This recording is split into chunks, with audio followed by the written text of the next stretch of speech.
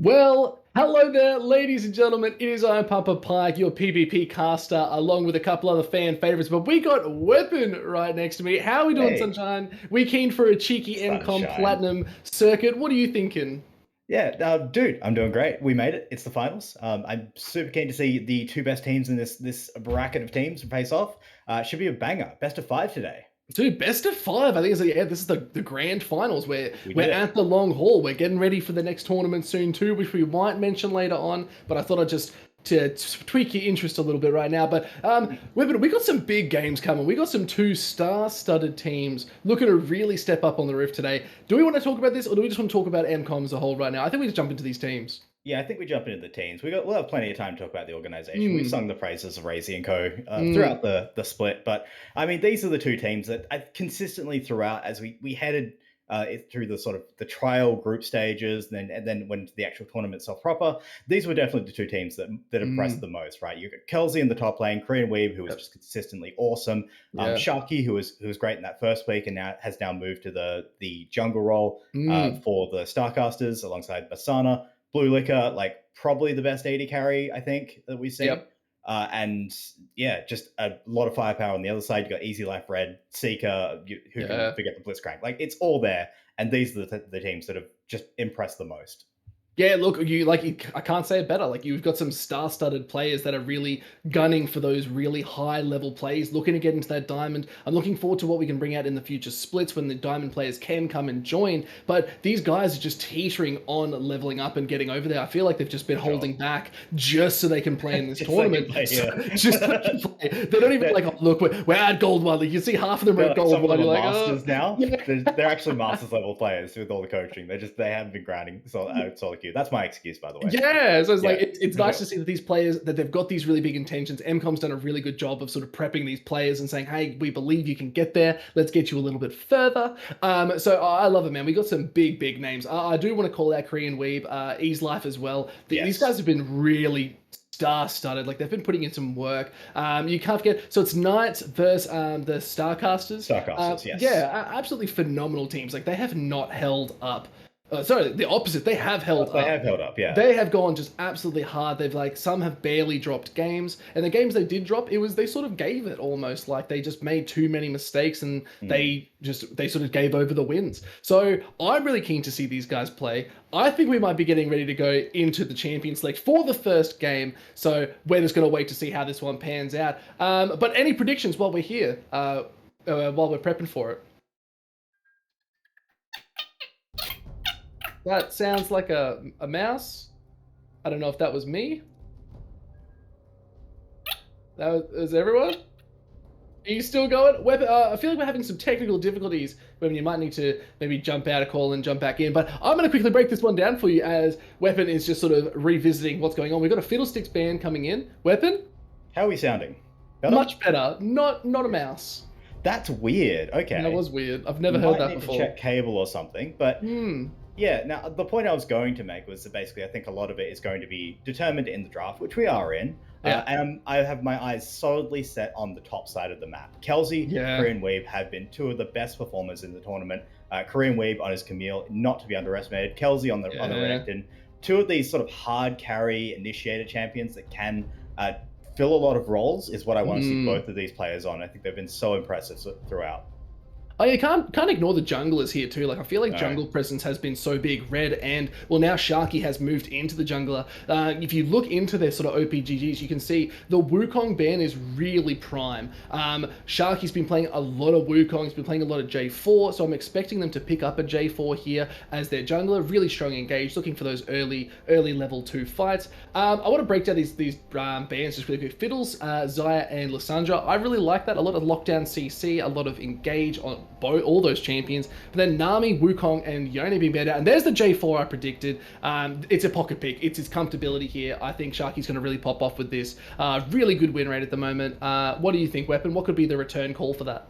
Yeah, it's so good. J4, of course, with the buffs to the W shield as well, means that you can build more AD and have a little bit more survivability. And the Zaya ban also kind of calls that you are looking to go a little bit all in and make sure you do have that key target. We've seen a lot of the Ooh. Varus throughout the tournament, and that's one of those champions that is vulnerable to the J4, as well as things like the Caitlyn, which is maybe a little bit less Mm. so with the net. But I like this pickup. Amumu Kai'Sa, that's probably going to be our bot lane because we have Mm. seen the Amumu in the jungle a bit, but I think alongside that Kai'Sa, it makes a lot more sense.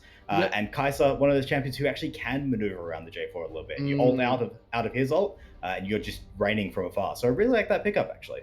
Yeah, no, I can't. I think the movement's a little bit slept on too, because even if J4 goes for an engage, and there's the Orianna being hovered, we have Ooh, seen Masana has been playing a lot of Orianna, so they're definitely going for these pocket picks that they're feeling really comfortable on. And is that going to be a Masana? No, it's going to be Kelsey on a Kelsey. Scion in the Yes, top Sion. lane. Yeah, I love Okay. this. I love what we're seeing here. It's actually just straight up front to back, like scaling team Yeah. fight for the Starcaster side.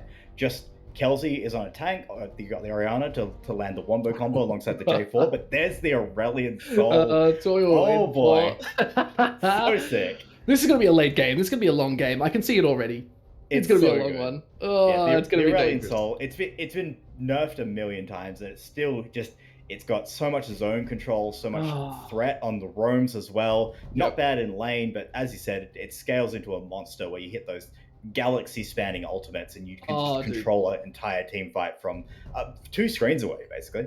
Look, I've seen some ASOLs already that are stealing drags from half the other side of the map, Ridiculous. which is just absolutely bonkers. It just doesn't make sense to me. But we can see some good bans coming out. I think, especially with that Kai'Sa pick, banning out Caitlyn and Alulu is really good. Going to negate a lot of that engage coming out from Amumu. The Kai'Sa, which is fantastic. Sejuani, Hecarim being banned out. Definitely looking at that jungler pick. You could flex the Amumu into the jungle. They left open a lot of supports. You could even see a Nautilus here to sort of help with a bit more engage.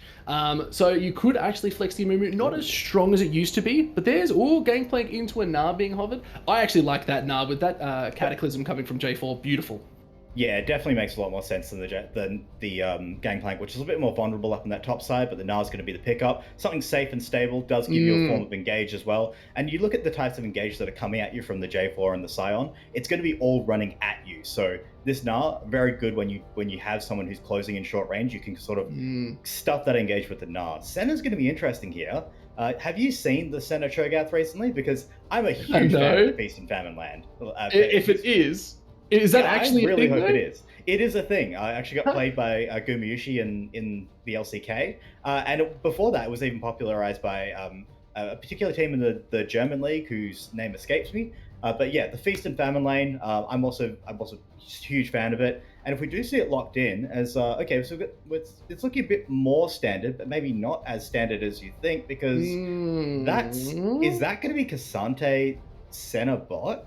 I think that's a Cassante No, it's top Sion Senna. Scion support. Yeah, Yeah, Sion or Senna. Scion carry. Yeah, Scion Center Yeah, makes way yeah, more sense. yeah. Have you seen the bug you can do where if you put your lockdown onto a minion on Senna Yes, and then shoot it at someone with the Scion E, you actually get it still to proc? it's That's very what I'm cool. expecting to see. So that's going to be an interesting play if they can pull it off. But there's the volley bear. No, Oh, Trundle. Right off the back. Trundle! I like it. Let's go. I've been waiting to see this pick come out in competitive for so long. Razy is in the back probably laughing because I've ranted to him about this pick. It's so good right now, especially if you go for Mm, Radiant Virtue when you're looking at a team fight situation with a yeah. Trundle. You throw down the ultimate, get the Radiant Virtue buff across your entire team. Everyone's tanky. Everyone's healing for so much with the Trundle.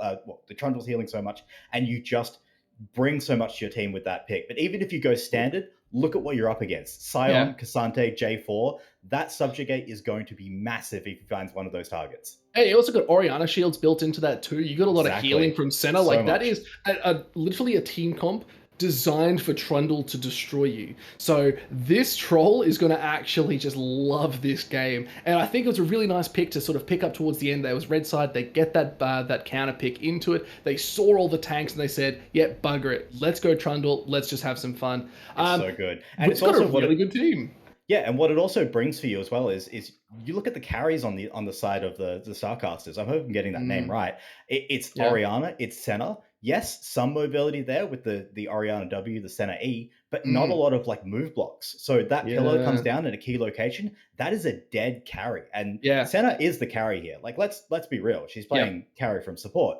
So that trundle value is just through the roof, and it gives you another way of looking for engages alongside that Amumu and alongside the Gnar when you do find that flank angle. So I really like the drafts from both teams here, and like we set it up. These are Yeah. our two best teams, and they're coming through with some stellar drafts. Yeah, oh, absolutely. I think it's going to be nice to see two different playstyles here too, because you do see that starving center who is just going to want to get stacks, look for the late game, but you can't ignore that Knights want to look for the late game too. They got an Asol, they got a Kaisa. They're not really going to come online till three items, even in the case of Asol, maybe even four, depending on what sort of build he goes for. They're going to be looking for some really strong team fights. So if the team fights don't play out, Weapon, it's just not going to be in the right hands for Knights until they get a bit more on the line. I feel like the tankiness is going to be so crucial early for StarCasters, because when it comes to a drag fight, when it comes for that second drag fight that they want to go for, that team has a lot of engage, has a lot of lockdown,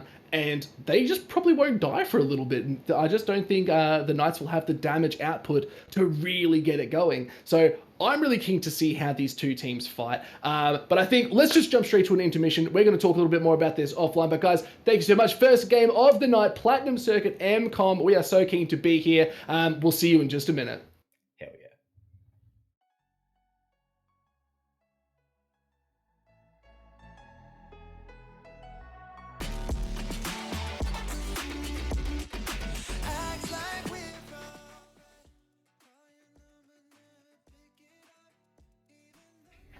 Well, ladies and gentlemen, it is game one, MCOM Platinum Circuit. We are keen for this absolute shenanigans of a game to be kicked off as we start loading up into the Rift. You can see both teams going 5 stacks down into this bot side looking for something. What do you think about this engage weapon? There's this backdoor sort of thing.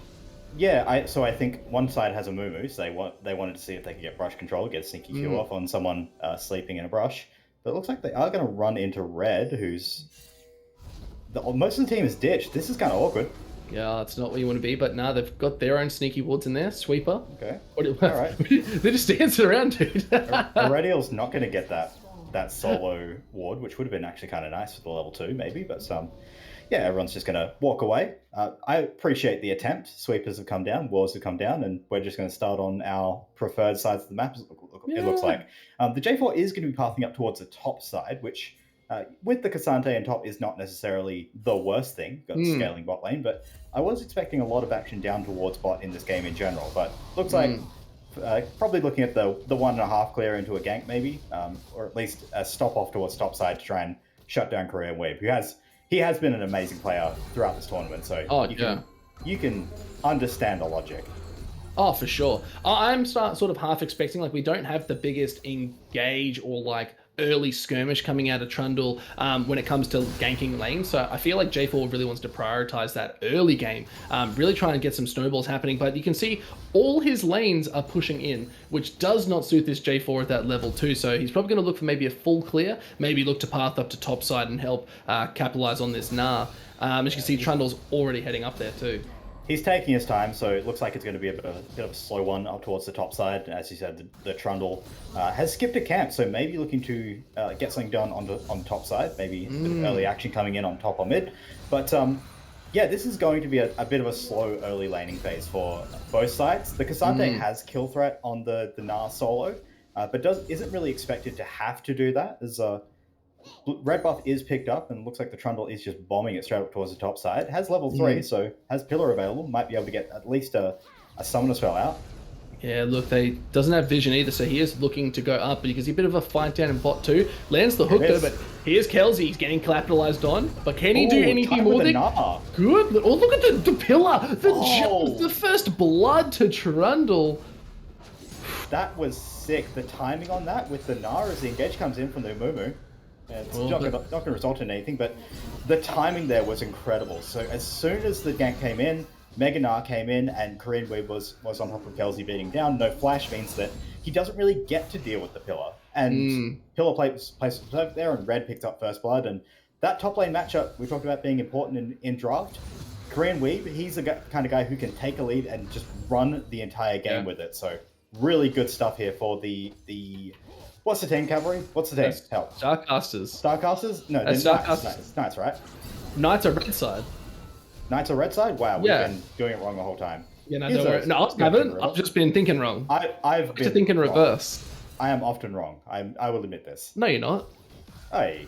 Why are you Nice. doubting yourself? Yeah, you're right. I go back.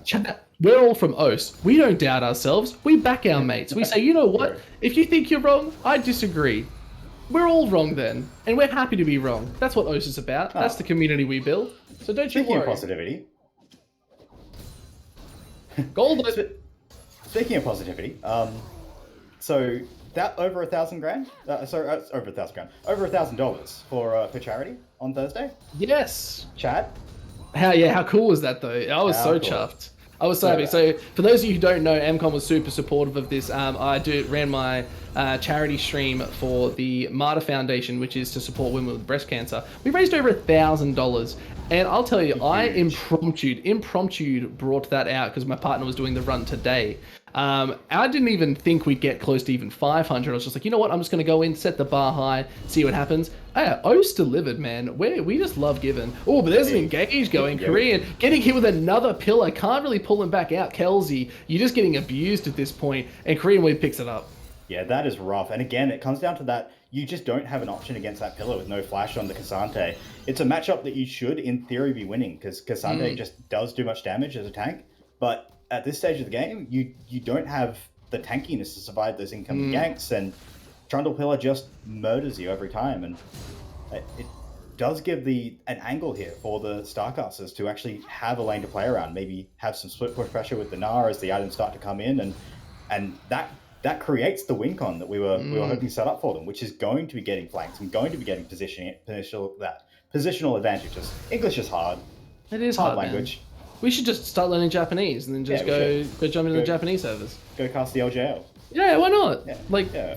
They need the help. They don't have us.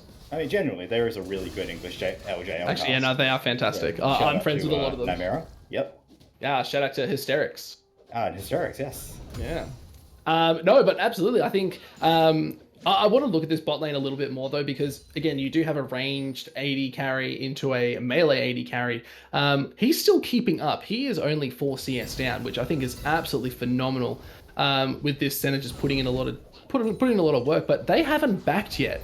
So I'm expecting to see Scion center back and get quite a bit of gold under their belt, do a little bit more with it. But in regards to items, lane seemed pretty fair. You got a Sheen Warhammer on the Trundle. He's looking really strong. Definitely heads and shoulders on top of this J4. But the farming is definitely not there. He's had a lot more pressure in lane. Yeah, definitely. It really is just the only difference we're really seeing between these two is just because of the ganks from on top side by Red, able to find a couple of those, and that has kept Korean Wave a little bit ahead of the curve. Hasn't translated to a massive advantage yet because he's still looking at a Cassante in his lane who just has a really powerful kit and is kind of busted. But eventually that may translate into a lead once Triforce comes in, maybe an earlier timing, and could be an angle they start to play around. But as I said, we're in for a bit of a slower one, and a lot of it's just going to be pressure back and forth. But Trundle maybe looking to upset the apple cart. Remember, Senna has flash. Yeah, it could be a little bit more. It's blue. Liqueur is just chilling, gets the little lockdown, throws down the Void Seeker. Can they do a little bit more? But trying to get that knock up, they just got too much disengage. They do, but they did get the flash out of Blue Liquor as well, so can't be too upset about that, to be honest. Getting a summoner spell, throwing down some pressure, feels good. Oh, wait, there's the second engage, though. I don't know if he's going to be caught out here as the damage is coming down. A Mumu taking risky double flash coming out to heal the exhaust. Is it going to be enough? They're still chasing. One more should do it. And then gets the little bit of a lockdown, but they're going for a little bit more as they try to get that Trundle. He's here, but there's Sign. He gets popped too. They pick up the center for their troubles as well. And a nice little return kill. Yeah, nice return kill. They were kind of gifted it because Seeker got a little bit too hypey. The man's really good at landing skill shots, maybe too good for his own good. Lands it, does gift his team a double kill, so at the very least it is turned back. Easy Life, surely fine. Okay, he's fine. Damn, you guys are just calm down. Wait, Sion's actually got back in. Randall has to burn the flash. He might not have anything. There's the Flag and Drake. He's just soloed anyway. Nice, and the first appearance of Sharky in a lane is not really required, but he does pick up the assist on it, so not bad. Nice little solo kill from Blue Liquor, just burning the ultimate, running bot lane, and manages to pick up a Radial. Oh, look. It's unfortunate, Seeker. Not able to lock down even more. Oh, Wait, there's the flash. The Cataclysm. what? Flanking Drag under tower. There's the pillar. It's enough. He's going to give it over to Red. Beautiful fight. Didn't even think that was a play that could have happened. Wasn't looking, and Sharky picked up a kill under tower. So nice work for Sharky. You're putting that J4 to work, and that early pressure is at least finally paying off. And hey, stack check for Senna, by the way. Where are we at? 30 stacks. That's not bad. Not bad. Starving Senna, that's looking good. Get it done. But look at Red. He's going hard. Did he just burn Flash? He did. He really wants this, but there's Senna as well. Gets the lockdown. Can Red 2v1? No, he can't. Sadly not. He cannot. And I'm a little bit sad, but I completely understand the decision because it's a standard build. It looks like it's going to be the Divine Sunderer on the Trundle. Makes sense with the amount of tanks on the team and the way that your comp is going to function. You're not exactly going to be looking to just brawl and teamfight over extended periods. You've got that Kaiser who just wants to dive in alongside CC and just blow up a single key target. You do have those key targets, so you being able to occupy frontline makes a lot of sense here, as Seeker's also good at getting hit by skill shots this game, unfortunately. Oh, look, and that's okay. Like, it happens. You got to get hit by skill shots to learn to not get hit by skill shots. You do. I mean, he's also just got a lot of them coming at him, so no flame on the man. Very good player. Oh, absolutely. Now we're seeing some big items though. We're seeing almost at a full Rod of Ages for this ASOL. Definitely a big power spike for the champion. Rift Herald also being taken at the 10-minute mark, which is quite nice. First Dragon also down to Infernal, as we are expecting to see the next one up in just over a minute. Where do you think this is going to load? Like, what do the teams want in regards to objectives this game? Yeah, no, I actually glad you brought it up, because it's really important here that the Herald was taken by the red side here, because we talked about them wanting the positional advantages in fights. Having that early Herald to maybe open up a tier 1 gives you so much room to sneak in vision and set up for the objective fights that are going to be more important as this game goes on. It is just that single Inferno on the blue squad, but we expect that as the game goes on, those fights around the Dragon are going to be where the game is essentially won and lost. And being able to get your Gnar into position to make to find the backline would be so important. But it is just going to be a Dragon started up by the blue side, pretty uncontested as well. So just give it. Yeah, we're just looking for more items, looking for the next opportunity. Yeah, I feel like Trundle doesn't really need to fight too hard in these. He's happy just probably scaling a little bit more, getting his item, but that's a big engage. Seeker could be caught out. He does have to throw down the Mummy's Curse, but is it going to be enough as the rest of the team is here? The man has been seeked and destroyed, and usually he's the one doing that. Yeah, normally is a little bit the one finding proactive plays, but unfortunately just walking a little bit too far forward. The Dragon has just been taken, so you kind of knew that there was going to be someone in the area, but the response came in a little bit too swift and was picked up. And it is going to translate into more pressure. This bot lane is actually going really, really well, the Scion Senna pairing. Every time I see we pan down here, Blue Liquor is pushing at Irradial and Seeker and really just stamping their authority on. The CS is fairly even, but a lot of pressure has been going their way on the red side. Yeah, no, so I think heading towards that Heartsteel, Scion is just going to be one tanky boy in this bot lane that a Kaiser, like I said, 2-3 items deep, will only then be able to deal with this the Scion. So I'm curious to see how they can get to the late game faster, if that's even possible. Yeah, definitely. It's absolutely going to be a game where you need to see a Lord Dominic's Regard from the Kaiser. Probably second item at this point, if you look at the amount of tankiness you have, and you're never going to be meaningfully interacting with the backline until you're on top of them, killing them. So Lord Dom's going to give you that ability to work through the team, and hopefully that's what we're going to see, as Masano just gets kind of mauled by a big dragon. He does a lot of damage. He does so much. He's got that Rod of Ages. He's got that slight power spike. It's not even like his main power spike too. Like, you do want to see an Aurelian Soul with like 2 items, at least 10 stacks on a Rod, and then he's just going to be laughing. And we all know that Aurelian Soul laugh that, don't judge my laugh on that. It's not as great as I wanted it to be. I was hoping for a win there. But looking forward, as you can see, Trundle and Amumu already looking to come up for a bit of a fight. But no, decides not to. It's going to be a bit of a meeting in the jungle actually, as Sharky is found, but just going to sneak in there, clear out some vision. Do like this from Seeker, pairing up alongside his jungler, buddy system, as they link hands and wander into jungle and try and find some vision wards. Is that Herald drop?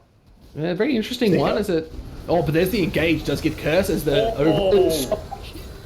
Starfall just dropping, but here comes Side of the back line too. The tanky man himself, there's the Cataclysm, does get the flash out. Sharky off to the side, they get the charge for the Rift Herald, but here's Blue just coming in, trying to do as much as he can. The big laser beam comes out. Seeker might be the one to pick this one up if he can. He does, gets the shutdown, 450 gold, and Red's just chilling in the back line now. He's wanting to do some damage. He's still pretty low. Here comes the Killer Instinct. She's got the damage. She's got the Kraken. Is going to be enough. There's the final proc. Just take out this Scion, for God's sake. Just finish this man up.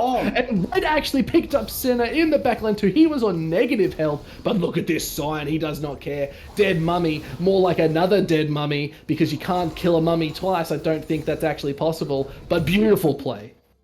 Yeah, really nice play. A lot of good moments from both sides, but I think both sides are not going to take a resounding win from that fight. They're just going to walk away and take what they did get from it. Oh, what? Okay. What was these interactions, man? He's so low. Kasante's going to win that one if he doesn't play it right. Damn. Kasante does so much damage with that ultimate popped, and nice attempt by Green Weave to return some damage, but Kelsey was just straight on top of him. Looks like we got the Trundle and the J4 heading up top as well, so 2v2 top side. Yeah, they're going for it. He's got no Mega Gnar either. He just pops the shield, gets the flag and drag. Easy dubs. Oh, but here's Trundle. Nice. Reds, he's tanking it. He's going for it. He might be able to kill Kelsey here too. Kelsey doesn't have the ulti available to actually be able to fight this one. He's going to be able to just charge him down. Fingers crossed. Subjugate now. Oh, but he's looking for a little bit more. The charge is going down. He flashes forward. He gets the smite. Is it going to be enough? He has to back out, and that's unfortunate to see. Damn.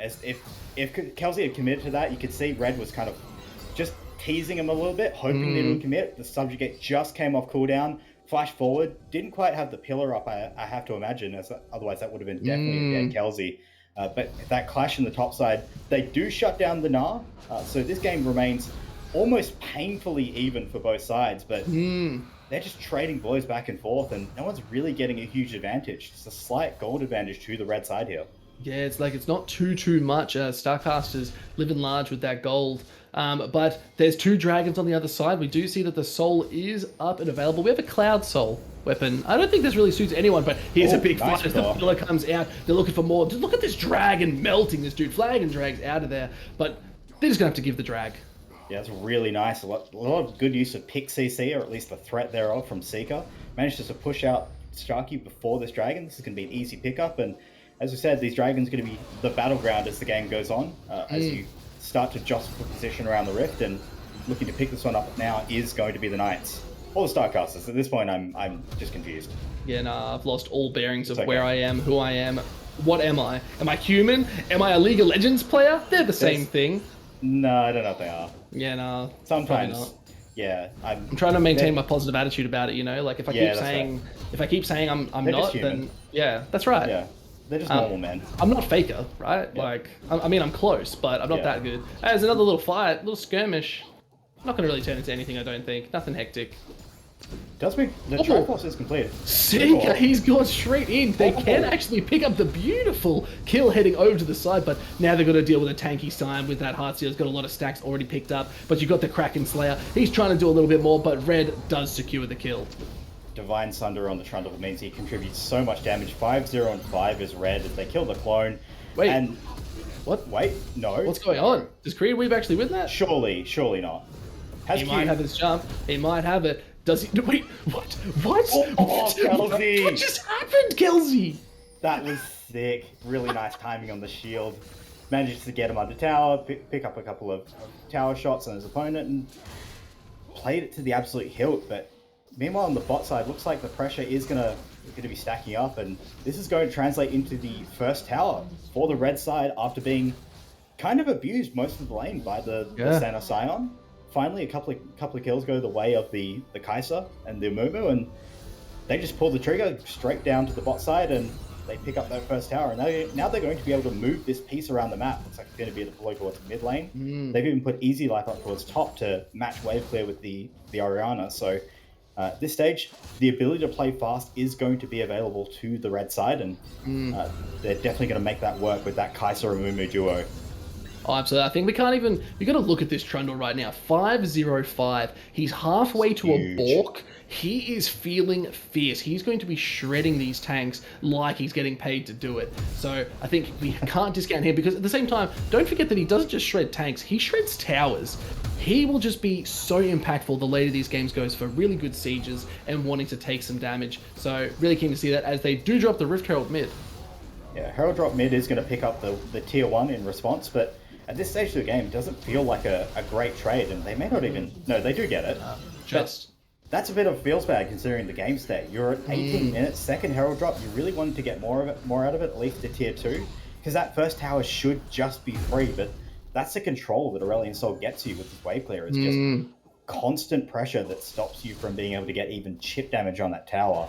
And at the moment, it's starting to look really, really good for the red side of things, with that huge Trundle, with the ability to pull the trigger from many angles and have the Kai'Sa fly in, look for the executes on, let's be honest, very squishy core members in the Orianna and the center.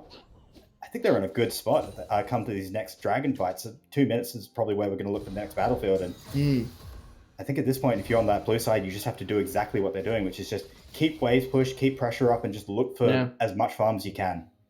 Oh, that's it. As we do approach the 20-minute mark, the Baron will be spawning. That will be a highly contested move for both sides, in my opinion, because you get a Baron, you're going to be easily able to secure at least a tier 2, maybe even a tier 3 tower, which is going to open it up even more for both of these teams. So I'm really keen to see, who would you like to see with the Baron in this game right now? First Baron weapon, who do you think is going to get it? I mean, I think it's a matter of how you use the Baron. As I kind of said before, looking like the red squad is going to play a little bit faster here. Look for those picks with the CC that they do have, and execute a target and then create advantage from there. Whereas it's more of stemming the bleeding. Speaking of bleeding, ooh, but yeah, they're going for something. Sharky did a lot. Cataclysm has to flash out of there. That's a double TP. There's the movement with a big stun. But can they do any more, as Sharky has to bail out of that one? Movement still going in deep, very deep. In fact, Kai'Sa Killer Instinct goes in. Shockwave out of nowhere with a laser beam on top of it. Can they do even more, as it's a double kill heading over this Orianna? They're trying to melt it, but Cassante was here too. And a beautiful play coming out of this blue side matchup. Wow. Yeah, Seeker just went in and everyone piled in after him, and it was in a choke point, so there was so much CC layered on top of each other. It started with the Orianna Shockwave, then Scion Q came over the top, you had J4 Flag and Drag, and then Cassante was just in there doing work, knocking people up. You can see how many knockups went throughout that fight. It was just ridiculous. No one could move, and it was just kind of an ill-advised fight. You really needed to cut and run and let Seeker die, but unfortunately, they pile in, they get Save a Buddy syndrome, and now they're going to give up a Baron to boot. 20-minute Baron weapon, 20-minute Baron, and I was literally just calling it, being like, this is what both these teams were waiting for, is a big Baron play that they want to try and get some excess gold. The fourth Dragon's coming up. This is going to be either Soul Point, or it's going to be just a longer game again. But absolutely phenomenal fight coming out of both those teams. It was just really nice to see one team really secured that win there. It's just all about that positioning, but everyone's back up and alive all around the Dragon. We do have flashes available on Kai'Sa and all of the key cores, but... Ooh, Sion's caught out though. He's charging back into the team as Casante's still coming in. Pillar does go up, but can they do any more? Blue Liqueur is trying to stay alive. He's pretty low as Red does secure that kill. Shockwave again. This Shockwave's doing so much. Masana's doing everything he can. Double kill going over to the center as they were in the backline. And look at Seeker. He just has to run right now. And then it looks like Sharky's just going to be able to lock this one down if they can get that final hit. Stun goes down. Pass it to the center.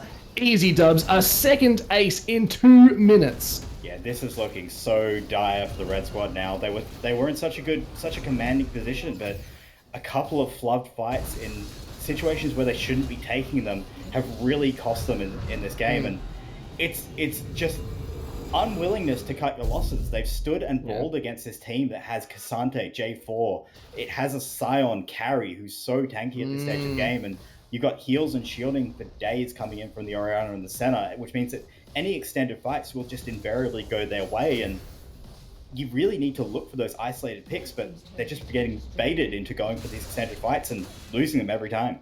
There's just no armor pen here weapon. Like you're just seeing, you got Kaiser's Oh, just it's picked up her Navori. Navori quick played, which in my opinion probably wasn't the right call. I think going for the Lord Doms was the right play early on to really start shredding these shields. But at the same time, you got the Triforce being picked up. Bork finally landed by Red. But look where he is, man. He's still caught out. 3 members already on top of him. He's just trying to clear a ward. Cataclysm goes down. Look at the healing coming out of him though, but it's just not enough. Yeah, it's just not enough. And this is where I will actually start to criticize the Bork. It's not an item we see picked up on a lot of competitive Trundles because yes, it gives you damage when you're fighting a single target, but Trundle is often not that champion in a competitive game. He's the guy who is in there subjugating a tank and then just playing disruptor with the pillar. So that Bork, yes, it's cool, but unfortunately, it's not offering him a lot. It's kind of getting him killed. Yeah, but Flag and Drag does come in. Look at the star that's dropping on top of their faces. But Ease Life is able to get a little bit of something as they're trying to secure this final kill. Kelsey is just so big, does get the knock through, trying to do anything and more he can. But he's just looking to get a little bit. What is Kelsey doing, man? This guy's nuts. As he does secure one, shutdown going over, and they're looking for a little bit more as Scion is up here too. They're going for everything they can. And look at Blue. Look at that tanky man. He's got like, what, 4 or 5k health? He's got shields for days. He's laughing as Seeker is also just caught out. There is no Kaiser. There is no DPS. He's trying to survive, and Blue's just walking away with more kills than he can dream of. And Red's coming back in. This is just a fiesta as they're still going, but he does do a lot of damage, funnily enough. He's standing right on the edge of that. They could just turn onto locks, but no. He's got a tower. Just focus one of them, man. This is way too hard to cast. But look where Masana is. He's just in their base chilling.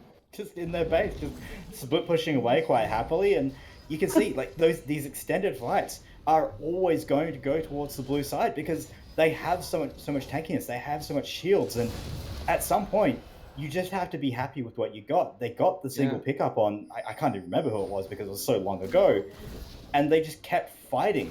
Did the Starcasters, so they just need to know when to just call it and call the play, get out with the small victories they have. But unfortunately, they're really not doing themselves any favors in this game, and they're kind of bleeding out every single time they get roped into these fights.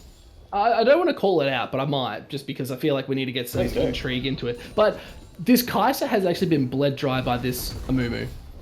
Like, you look at the items, you look at how they're actually playing. Kaiser, although hasn't engaged, just isn't been getting what she needs to be online. She's been starved to some degree. Yes, she's up in farm, and that's all well and good. Farm isn't everything. She hasn't been able to secure these kills because she needs to be online with items.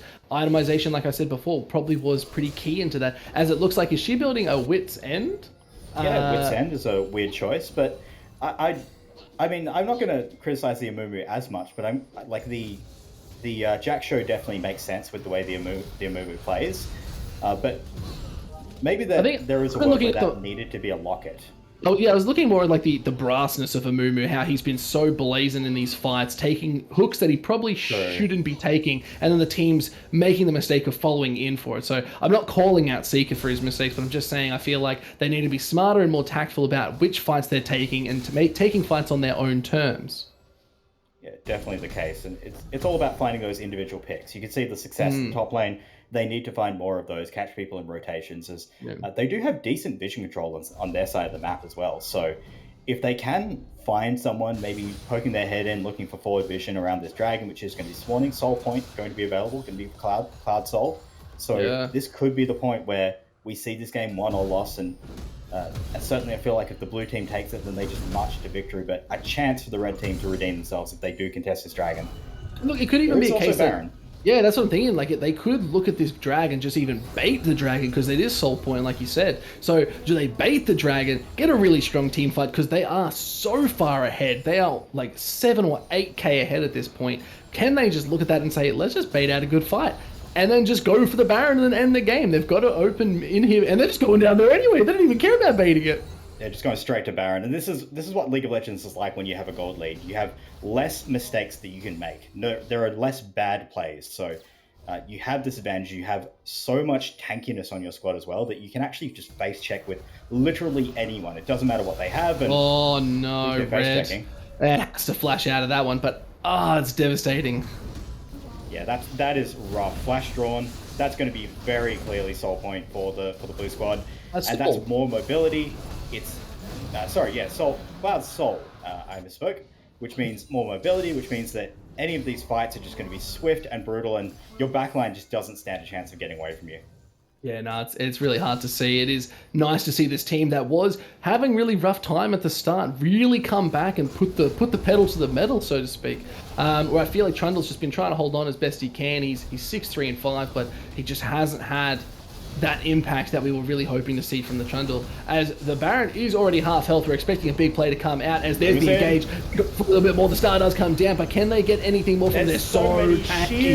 What do you do in this team fight but just die on the side of Starcasters? The Knights are just walking around. Look at Locks as well, he's just chilling. And then Aerodale's just as well, looking low. Kelsey's picking up a little bit more. They're all still alive. He's still going, man. He can 1v5 at this point. There's the TP into the base. They want to end this one out right now. Was it 3 TPs?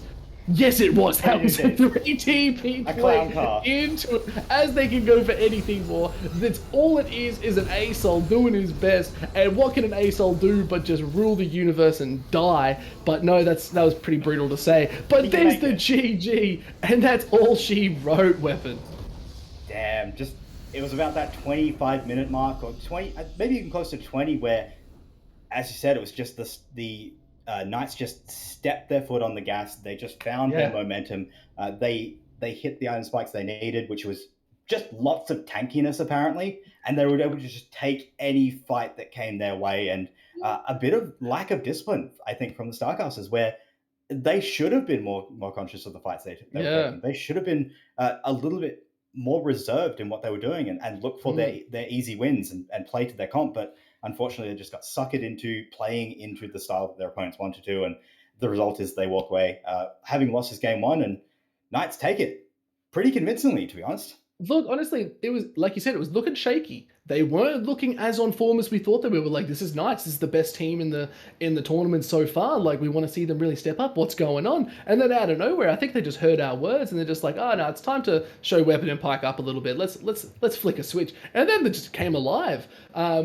Really big props to this bot lane too. Like, Scion Senna was really putting in some work, and you can't ignore Kelsey in this top lane on this Cassante, but at the same time, they just all looked so on form right across the board. The only one that you could question was maybe J4 not having as much of an impact, but maybe that just came down to the team just feeling so confident. Yeah, and he didn't really need to, because the lanes were all pushing, and that was always going to kind of be the plan, with Orianna and Senna being your key carries. You need some time.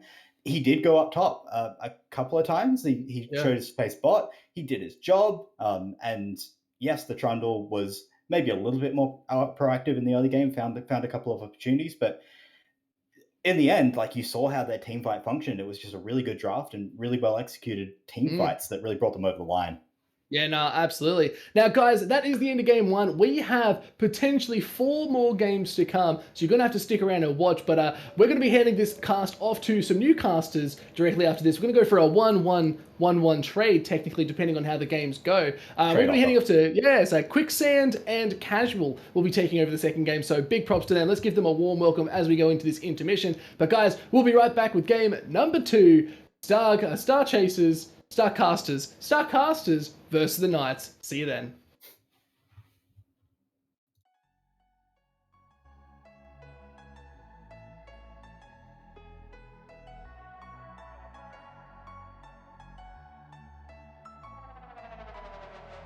I'm running away from the past.